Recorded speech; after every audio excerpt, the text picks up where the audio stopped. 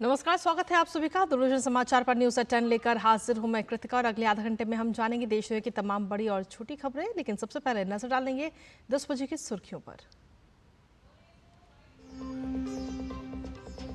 राष्ट्रपति के अभिभाषण पर आज से दोनों सदनों में धन्यवाद प्रस्ताव पर चर्चा। राज्यसभा में सुधांशु त्रिवेदी और लोकसभा में अनुराग ठाकुर करेंगे चर्चा की शुरुआत।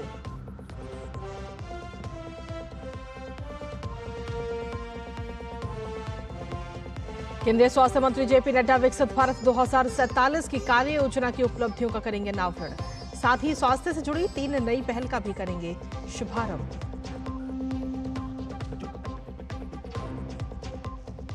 दिल्ली एनसीआर में आफत बनी बारिश, जल भराव और ट्रैफिक जाम ने बढ़ाई लोगों की मुसीबत। आईजीआई एयरपोर्ट के टर्मिनल 1 की छत गिरने से एक शख्स की मौत, 8 घायल। फिलहाल सभी उड़ानें रद्द।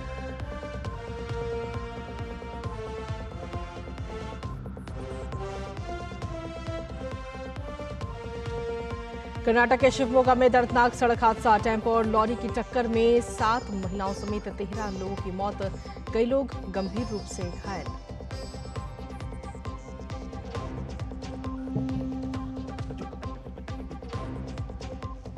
अंतर्राष्ट्रीय खबरों में अमेरिका में पहली प्रेसिडेंशियल डिबेट जारी। ट्रंप ने अफगानिस्तान से वापसी को बताया इतिहास का सबसे शर्मनाक दिन। वहीं बाइडेन ने कोविड महामारी के बाद अपने कार्यकाल में नौकरियों में हुई बढ़ोतरी का दिया ब्यौरा।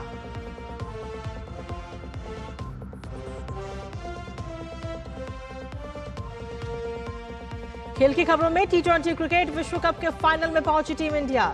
सेमीफाइनल में डिफेंडिंग चैंपियन इंग्लैंड को 68 रनों से दी मात। दक्षिण अफ्रीका के साथ कल होगी खिताबी भिड़ंत।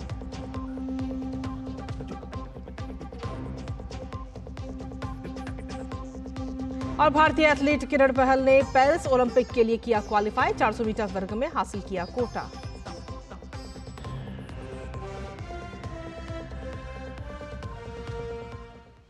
तो ये थी सुबह 10 बजे की मुख्य सुर्खियां, और सुर्खियों के बाद अब खबरों में विस्तार से बात करेंगे, जहां 18वीं लोकसभा के पहले सत्र का आज 5वां दिन है। आज से दोनों सदनों में राष्ट्रपति के अभिभाषण पर धन्यवाद प्रस्ताव पर चर्चा की शुरुआत होगी। राज्यसभा में भाजपा नेता सुधांशु त्रिवेदी राष्ट्रपति के अभिभाषण पर धन्यवाद प्रस्ताव की चर्चा को शुरू करेंगे। वहीं लोकसभा में चर्चा की शुरुआत भाजपा नेता अनुराग सिंह ठाकुर करेंगे। इस प्रस्ताव का अनुमोदन सांसद बांसुरी स्वराज करेंगी। लोकसभा की कार्यवाही शुरू होते ही जिन नवनिर्वाचित सांसदों ने अभी तक सदस्यता की शपथ नहीं ली है, उन्हें शपथ दिलाई जाएगी। इसके बाद सदन के पटल पर कई अहम पत्रावलियां भी रखी जाएंगी। 24 जून से शुरू हुआ लोकसभा का सत्र 3 जुलाई तक चलना है, तो वहीं राज्यसभा का सत्र की शुरुआत 27 जून से हुई है। राज्यसभा का सत्र भी 3 जुलाई तक चलना है, और ऐसे में राष्ट्रपति के अभिभाषण पर हुई चर्चा का जवाब प्रधानमंत्री 2 जुलाई को और लोकसभा में 3 जुलाई को राज्यसभा में दे सकते हैं।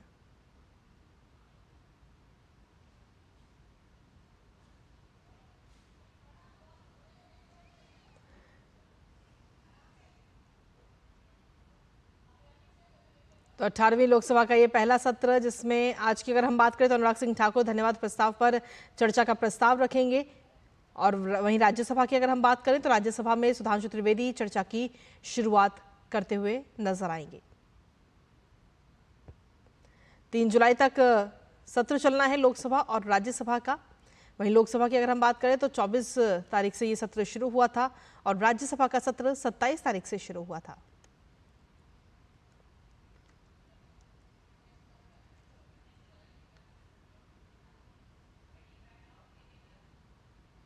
केंद्रीय स्वास्थ्य मंत्री जेपी नड्डा आज नई दिल्ली में विकसित भारत 2047 के लिए कार्य योजना की उपलब्धियों का अनावरण करेंगे।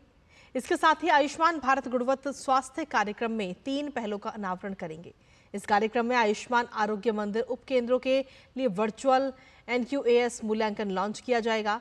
ये सार्वजनिक स्वास्थ्य सुविधाओं के लिए गुणवत्ता आश्वासन ढांचे में एक महत्वपूर्ण नवोन्मेषण का प्रतिनिधित्व करेगा। इसके अलावा स्वास्थ्य मंत्री भारतीय सार्वजनिक स्वास्थ्य मानक यानी IPHS के लिए एक डैशबोर्ड लॉन्च करेंगे। साथ ही कार्यक्रम में खाद्य सुरक्षा और अनुपालन प्रणाली के जरिए लाइसेंस और पंजीकरण तत्काल जारी करने की एक नई सुविधा भी शुरू की जाएगी। इस कार्यक्रम में स्वास्थ्य मंत्री जेपी नड्डा के अलावा केंद्रीय राज्य मंत्री प्रताप राव जाधव और अनुप्रिया पटेल भी मौजूद रहेंगे।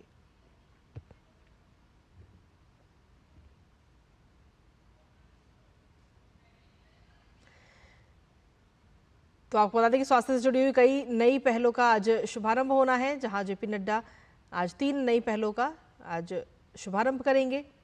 सार्वजनिक स्वास्थ्य सुविधाओं के लिए गुणवत्ता आश्वासन ढांचे में नवाचार, भारतीय सार्वजनिक स्वास्थ्य मानक के लिए डैशबोर्ड का भी आज शुभारंभ किया जाएगा।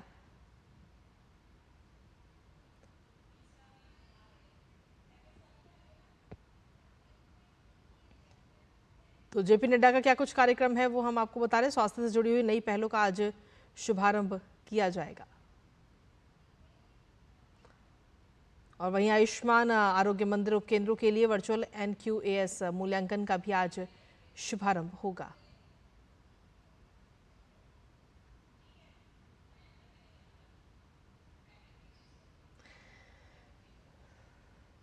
तो भारतीय स्वास्थ्य मानक के लिए डैशबोर्ड का आज शुभारंभ होगा, यानी कि आगे आने वाले समय में स्वास्थ्य को लेकर अगर हम बात करें तो कई सारे बदलाव हमें देखने को मिलेंगे, क्योंकि नई पहलों का शुभारंभ आज स्वास्थ्य मंत्री जेपी नड्डा करते हुए नजर आएंगे। कई नई पहलें हैं ये, जिसमें खासतौर पर अगर देखा जाए तो इस पूरे कार्यक्रम में केंद्रीय राज्य मंत्री प्रताप राव जाधव और अनुप्रिया पटेल भी इस दौरान इस पूरे कार्यक्रम में मौजूद रहेंगी।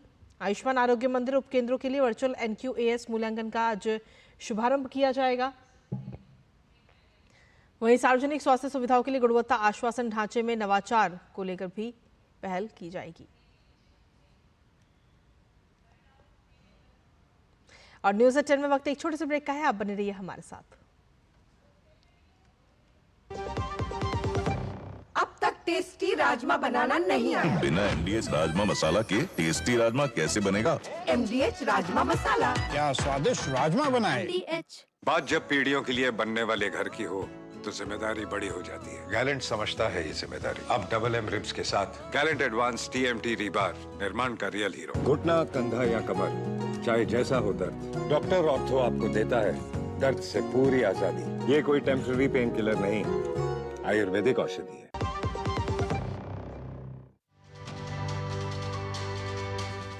नए आपराधिक कानूनों से मानव तस्करी के खिलाफ कानूनी ढांचा काफी मजबूत हुआ है। भारतीय न्याय संहिता 2023 के तहत किसी व्यक्ति की तस्करी, वेश्यावृत्ति या फिरौती के लिए मानव तस्करी करने पर कड़ी सजा का प्रावधान है। नए आपराधिक कानून के तहत वेश्यावृत्ति के लिए बच्चे की खरीद फरोख्त पर कम से कम 7 साल और अधिकतम 14 साल की सजा का प्रावधान है। विदेश से जबरन या यौन शोषण के उद्देश्य से 18 साल से कम आयु के लड़कों और 21 साल से कम आयु की लड़कियों के आयात को अपराध माना गया है। मानव तस्करी के उद्देश्य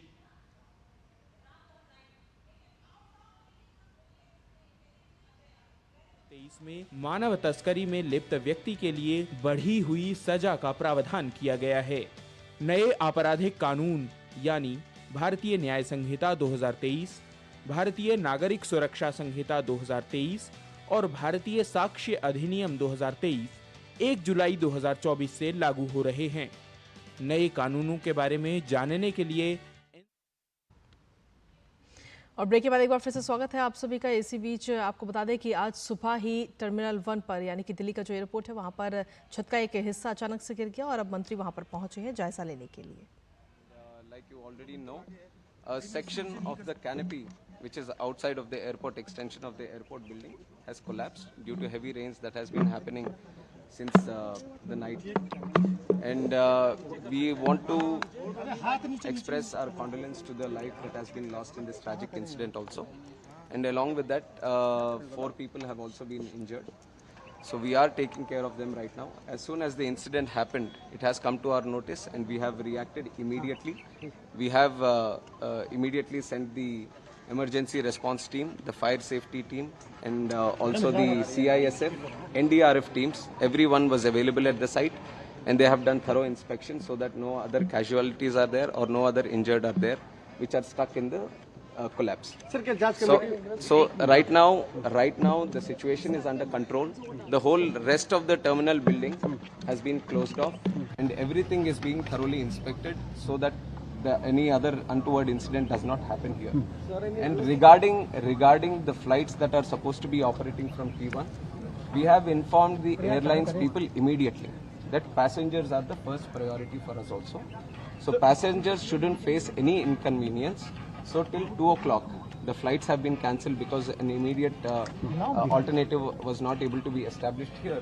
So till 2 o'clock, the flights have been cancelled, and whatever flights have been cancelled, the passengers have been told that there'll be full refunds to them. And other than that, if they want to travel in an alternative route, that is also being provided. And from 2 o'clock, whatever routes are being operated from T1 have been diverted to T2 and T3. So necessary arrangements are being made at T2 and T3 so that the passengers wouldn't face any convenience as of such. Sir, GMR As operates far- this the- terminal. Yes. Have you sought any clarification from them, because this structure is of This- 2009 and in Yes, 15 years yes. it has collapsed? Like you have said, this structure has been built in 2009, and what we have asked the DIAL, Delhi International Airport Limited, also is to do a verification inspection from their side. But we are not just leaving it up to themselves. The ministry, from the ministry, we have DGCA also, which underlooks the safety aspect. So they will also be supervisioning this inspection, and they will also give us a report. And from our ministry side, I can assure you that this is taken as a very serious incident also, not just in this airport, but across the country, any airports that are with similar structures, we will have to go through them all again, and we will do a thorough checking of all the necessary airports that can come under our purview, and we'll take the necessary report, and we will see if there is a requirement for an independent body also. Any compensation for the disease? Compensation has also been announced, 20 lakh for the deceased, and also for the injured 3 lakhs. So opposition parties are saying opposition ये आरोप लगा रहा है कि जल्दबाजी में यहाँ पर इनॉग्रेशन किया गया था। तो ये प्राइम मिनिस्टर ने sir recently inaugurated this terminal. इसके बारे में मैं क्लैरिफिकेशन दे दूं कि जो प्रधानमंत्री साहब जो इनॉग्रेट किया वो दूसरा बिल्डिंग है, दूसरी तरफ है। जो यहाँ कोलैप्स हुआ है वो 2009 में 2009 में पुरानी बिल्डिंग है, 2009 में जो उस टाइम ओपन हुआ था, तो उसके ऊपर जो इंस्पेक्शन करना है वो अभी करवाएंगे। सर, विजुअल देखने में लग रहा है कि जो अंदर का आयरन बार से वो रस्टेड हैं, साफ दिखाई दे रहा है, उन पे पेंट भी नहीं है, तो इतनी लापरवाही कैसे थी? हमें अब तुरंत हम कमेंट नहीं कर सकते, इसके ऊपर तो थरो इन्वेस्टिगेशन होना है, और जो टेक्निकल एस्पेक्ट, जो फॉरेंसिक या सिक्योरिटी एस्पेक्ट जो देखते हैं बिल्डिंग का, वो सब अपना रिपोर्ट देंगे, तो उसके हिसाब से हम ये गवर्नमेंट का इतना तो मैं बता सकता हूँ, this government will not tolerate any untoward attitude. अगर कहीं पे कुछ लापरवाही रहेगी तो ये सरकार जरूर उनके ऊपर But what is your assessment? What could be the reason behind this collapse? That has to be. I just got to know in the morning, and since then we have been. First of all, we wanted no casualties to happen, and all the injured, if any of them, then we wanted to take proper care of them. So we are following that protocol, that we look after the injured first, and also the passengers. Whoever are supposed to be traveling from here, we wanted to give them assurance and safety, and also the convenience of traveling again. So that aspect we are taking care of right now. Any technical incidents that you are referring to will all be commented T1 upon operational कब से होगा? after the report comes. T1 कब से operational होने की उम्मीद है? T1 कल तक हम पूरी तरह से इंस्पेक्शन करवाएंगे। अभी तो पूरा इवैक्यूएट कर दिया है, कोई आदमी नहीं है अंदर, तो पूरा बिल्डिंग का इंस्पेक्शन पूरी तरह से होगा, उसके लिए थोड़ा टाइम लेंगे। तो इसलिए जब तक ये बंद है, अभी T2 और T3 से उनके ऑपरेशंस चालू होंगे। राष्ट्रव्यापी अब ऑडिट भी इस तरह के मेजर एयरपोर्ट जहाँ हैं, हाँ, मैंने बोला है कि बाकी जगहों पे भी जहाँ पे इस तरह के स्ट्रक्चर्स होंगे उसके ऊपर भी एक बार देखेंगे, क्योंकि मानसून का भी टाइम है, तो जरूर सेफ्टी के हिसाब से वो निर्णय भी हम करेंगे। सर, एक सीरियस कंसर्न ये है कि कोई तूफान नहीं आया था, बारिश थी, प्री मानसून बारिश थी। वही टेक्निकल बिल्डिंग के बारे में जो भी बातें होंगे, let the investigation committee do their thing, and once the report comes I will give you a clarity. Committee का हिस्सा है, कौन सी अथॉरिटीज हैं इसमें? अभी देख रहे हैं इंडिपेंडेंट बॉडी कौन सा निर्णय करे, और हमारी तरफ से जो इंटरनल सिक्योरिटी और सेफ्टी का जो देखता है DGCA, that will be part. Will airport operator will be held liable for this lapses? Let us see what the report says. जो भी रिपोर्ट कहेगी उसके हिसाब से वो करेंगे। ठीक, ओके, थैंक यू सर।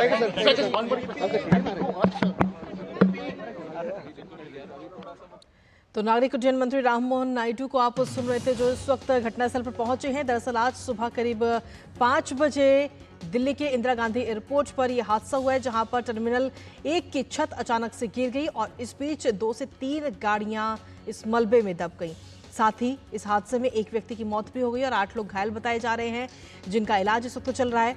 तो राममोहन नायडू वहां पर मौके पर पहुंचे थे और मौके पर पहुंचते ही पूरा हालातों का जायजा उन्होंने लिया। इस दौरान उन्होंने कहा कि शोक संतप्त परिवार के प्रति मेरी संवेदनाएं हैं और यात्रियों की सुरक्षा पहली प्राथमिकता है। नागर विमानन मंत्री ने यात्रियों की सुरक्षा को सर्वोपरि रखा और पूरा इस हादसे की जांच के लिए वहां पर पहुंचे थे। साथ ही उन्होंने बताया कि राहत का काम जो है वो तुरंत ही शुरू कर दिया गया। घटनास्थल पर एनडीआरएफ की टीम भी वहां पर मौजूद है। साथ ही उन्होंने इस हादसे को दुर्भाग्यपूर्ण बताया और साथ ही कहा कि इस पूरे हादसे को लेकर अब जांच की जाएगी। तो ये बड़ी खबर आप तक पहुंचा रहे हैं। राम मोहन नायडू नागरिक उड्डयन मंत्री वहां पर पहुंचे और इस पूरे हादसे की जांच कीजिए।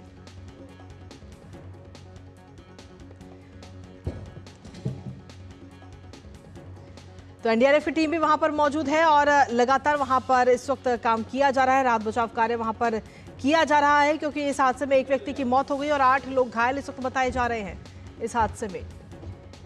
तो सुबह करीब 5 बजे ये हादसा हुआ है और इस हादसे की अगर हम बात करें तो बारिश हुई। आज सुबह दिल्ली में मानसून ने दस्तक दी कल और उसके बाद में आज जब सुबह बारिश हुई तो बारिश में जो टर्मिनल 1 है उसकी एक जो छत है वो अचानक से गिर गई। उसकी उस दौरान की तस्वीरें भी आपको दिखा रहे हैं जब वहाँ के जो ताज़ा हालात है उनका जायजा लेने के लिए जब मंत्री वहाँ पर पहुँचते हैं राम मोहन नायडू, तो उस दौरान उन्होंने अधिकारियों से भी बात की है और ताज़ा अपडेट उन्होंने लिए हैं।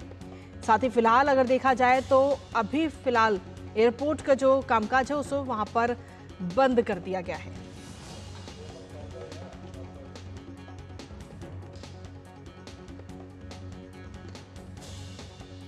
तो नागरिक उड्डयन मंत्री का कहना है कि जांच की जाएगी और जांच रिपोर्ट आने का इंतजार है, उसके बाद ही वो कुछ बता पाएंगे इस हादसे के पीछे की वजह। लेकिन फिलहाल बारिश के चलते जो जानकारी अभी तक मिली है कि बारिश की वजह से ये टर्मिनल 1 का जो एक हिस्सा है वो टूटकर गिरा जिसके नीचे 2 से 3 गाड़ियां दब गई और एक व्यक्ति की मौत भी हो गई। 8 लोग घायल भी इस हादसे में बताए जा रहे हैं जिनका इलाज इस वक्त चल रहा है। साथ ही नागरिक उड्डयन मंत्री ने शोक संतप्त परिवारों के प्रति अपनी संवेदना भी व्यक्त की। साथ ही उन्होंने कहा कि यात्रियों की जो सुरक्षा है वो पहली प्राथमिकता है और जब तक सारी चीजें ठीक नहीं हो जाती तब तक इस टर्मिनल को बंद रखा जाएगा। आज पूरा जांच इसकी की जाएगी।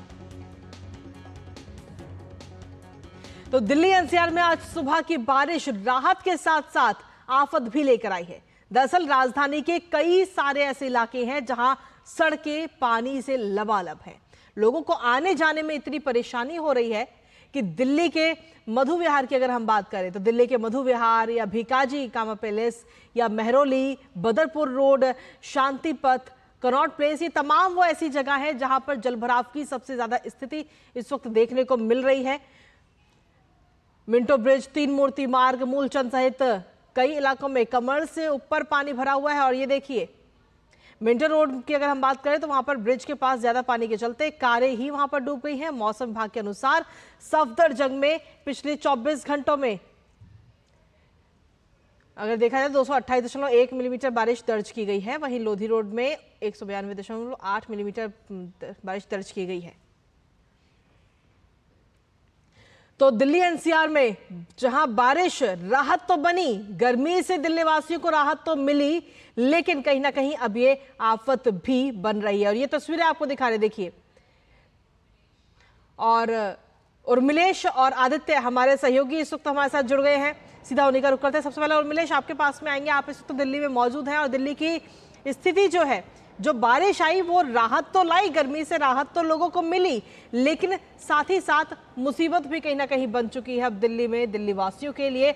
और क्योंकि आज शुक्रवार का दिन है तो शुक्रवार के दिन सभी लोग ऑफिस के लिए भी निकल रहे होंगे और जाम की स्थिति दिल्ली में अधिकतर इलाकों से ऐसी जानकारी मिल रही है कि वहां पर जाम की स्थिति बनी हुई है। उर्मिलेश जी कृतिका, बिल्कुल जो है सुबह से ही आज बारिश शुरू हुई है राजधानी दिल्ली और एनसीआर में। और जिस तरीके से हमने इससे पहले भी अपने दर्शकों को बताया था कि दिल्ली में कई जगहों पर जो है जो जल जमाव है वो हो गया। इस समय हम लोग आईटीओ पे हैं। आईटीओ के ये हालात है कि यहाँ पर 2 से 3 गाड़ियाँ यहाँ पर जो है पानी में खराब हो गई थी, डूबी हुई थी कुछ गाड़ियाँ, जिनको कि अब क्रेन से निकालने की कोशिश जो है जो यहाँ पर ट्रैफिक पुलिस है वो कर रही है। सुबह से ही ये लगभग ये बताया जा रहा है कि 6 बजे से जो है यहाँ पर ये ट्रैफिक जाम है। और जैसे कि आपने भी दर्शकों को बताया कि आज शुक्रवार का दिन है, हर जो दिल्ली वाले हैं क्योंकि भाग दौड़ भरी जिंदगी है दिल्ली में, और जिस तरीके से कि सुबह सब लोगों को ऑफिस पहुंचना होता है टाइम पे, ऐसे में दिल्ली के कई जो बताया जा रहा है कि कई एरियो में इस तरीके से जल जमाव हो रहा है। ठीक है उर्मिलेश, ठीक है, कुछ तकनीकी समस्या है, शायद नेटवर्क इशू इस वक्त हो रहा है। आपके पास वापस आएंगे, वापस आपका रुख करेंगे, लेकिन इसी के साथ निशांत राय भी हमारे साथ बने हुए हैं, वो भी इस वक्त दिल्ली में ही मौजूद हैं। निशांत, जिस तरीके से जल जमाव तो है ही, साथ ही जाम की भी समस्या, क्या राय देंगे दिल्ली वासियों को इस वक्त? क्या मेट्रो का सहारा लिया जाए? देखिए, बिल्कुल दिल्ली वासियों को केवल और केवल मेट्रो का ही सहारा है।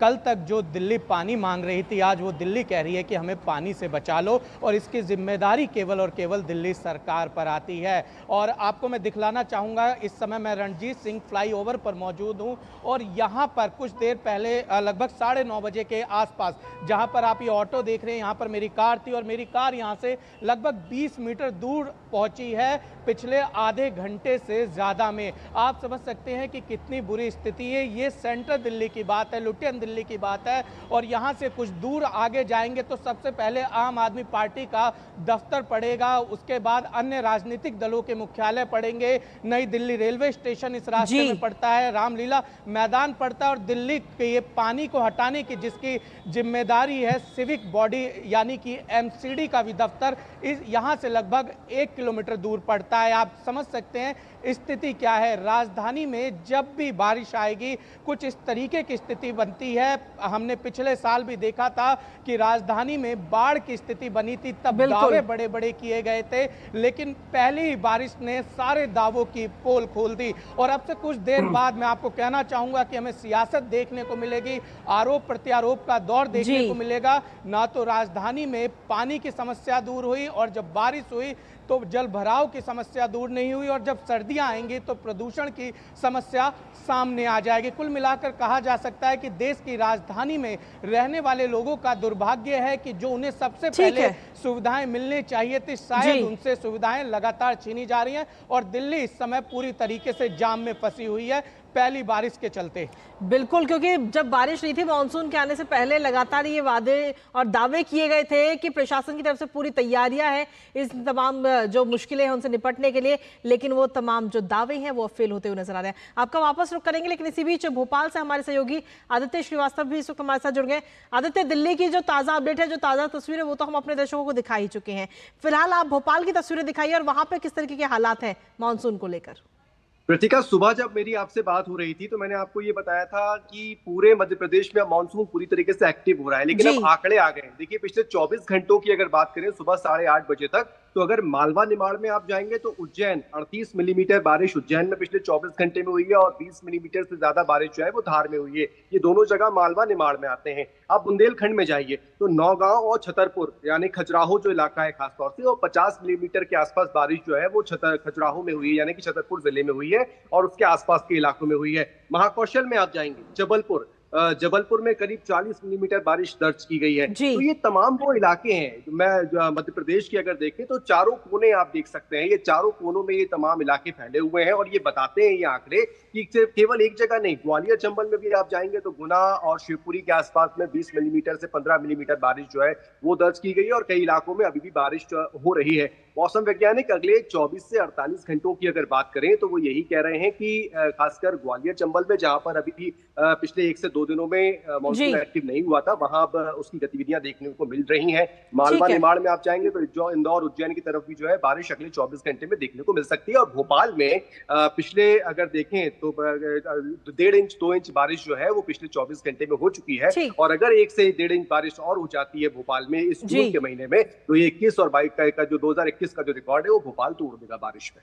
चलिए, फिलहाल बहुत बहुत शुक्रिया आदित्य तमाम जानकारी और अपडेट्स हमारे साथ साझा करने के लिए। साथ ही उर्मिलेश और निशांत, आपका भी बहुत बहुत शुक्रिया। आगे भी ताजा अपडेट आपसे लेते रहेंगे। तो जिस तरीके से दिल्ली की अगर हम बात कर रहे हैं तो दिल्ली NCR में बारिश जो आई है उससे गर्मी से तो राहत मिली, लेकिन कहीं ना कहीं जल जमाव की जो समस्या है वो अब आफत बनती हुई दिल्ली वासियों के लिए नजर आ रही। ताजा अपडेट लगातार आप तक पहुंचाते रहेंगे, लेकिन फिलहाल इसी के साथ इस बुलेटिन में इतना ही। नमस्कार।